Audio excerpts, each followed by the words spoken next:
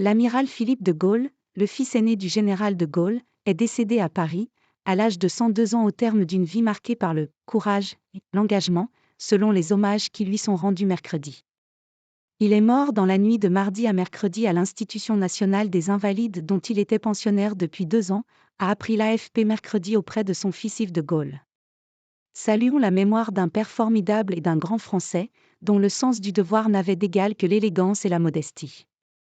Vision, honneur et simplicité, c'est cela finalement le gaullisme, a également écrit sur X Pierre de Gaulle, autre fils de l'amiral. Né le 28 décembre 1921 à Paris, Philippe de Gaulle, ancien élève de l'école navale, fut un Français libre dès 1940, année de son engagement dans les forces navales françaises libres, est-il souligné dans de nombreux témoignages sur les réseaux sociaux. Philippe de Gaulle avait devancé l'appel de son père pour entrer en résistance.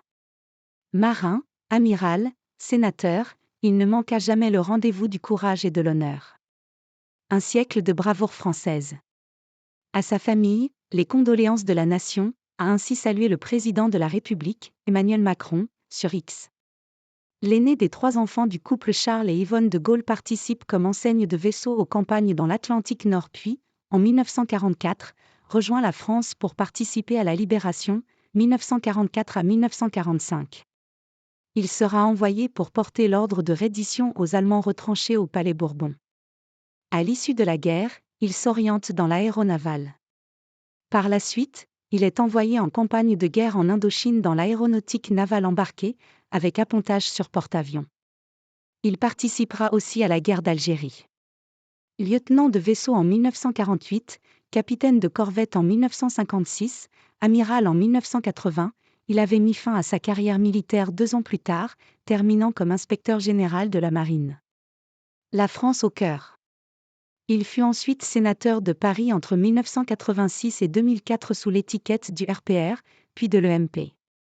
La France au cœur jusqu'au bout, dès 1940 dans nos armées au sein des forces navales françaises libres, une carrière militaire exemplaire, puis en tant que sénateur de Paris, a réagi le ministre des Armées, Sébastien Lecornu, sur X.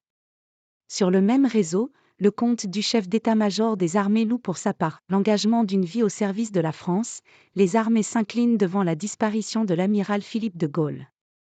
De la fougue du combattant de la France libre à la finesse de l'officier général, son parcours continuera de guider les générations sous les armes. Philippe de Gaulle s'était aussi consacré à la préservation de la mémoire de son père, se faisant, tout au long de sa vie et de ses engagements publics, le fidèle gardien de l'héritage moral du plus illustre des Français et l'ardent défenseur d'une certaine idée de la France, selon la formule du président de la région de France, Xavier Bertrand. Il a ainsi publié plusieurs ouvrages sur le général, dont De Gaulle, mon père, un succès d'édition qui avait braqué les projecteurs sur cet homme discret. Il s'agissait, pour le « fils ébloui », comme il le disait, d'humaniser son illustre géniteur, icône de son vivant, chef de la France libre et ancien président de la République, décédé en 1970. Parallèlement, cet homme qui avait réussi à se faire un prénom était aussi un passionné d'art qui a réalisé des fresques et des peintures pour la Marine nationale, s'est adonné à la sculpture, à l'illustration, notamment de nombreuses affiches publicitaires. Sa vie a été marquée par la force de l'engagement, au service de la France. Mais Philippe de Gaulle était aussi un amoureux des arts et des artistes, en particulier des peintres et de la peinture qui était une de ses passions, a rappelé la ministre de la Culture, Rachida Dati, sur X.